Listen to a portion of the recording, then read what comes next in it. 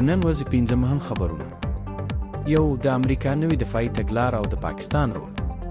په واشنګټن کې د ډونالډ ټرمپ د حکومت لخوا د 2026 کال نوې دفاعي تګلاره اعلان شو. په دې پالیسۍ کې پر پاکستان فشار کم شوی او داسې ښکاري چې د اسلام آباد او واشنګټن ترمنځ تعلقات د پخوا په پرتله ښه کېدونکي دي. دا د پاکستان د بهرنیو چارو لپاره یوه لویه بریا بلل کېږي. 2. په افغانستان او پښتونخوا کې د واورې او بارانونو تباهي.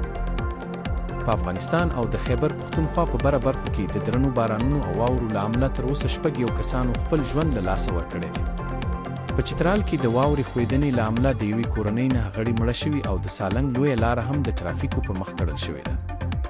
3. د افغان کډوالو د بیرته ستنېدو وروستی فرصت. د خیبر پښتونخوا پولیسو په کوهاټ کې یوې جرګې ته ویلي چې بې اسناده افغان کډوال دې په خپله خوښه هېواد ته ستانه شي.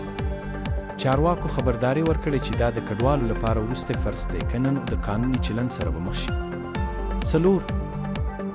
د پاکستان او افغانستان په تجارت کې لویه کمتیا.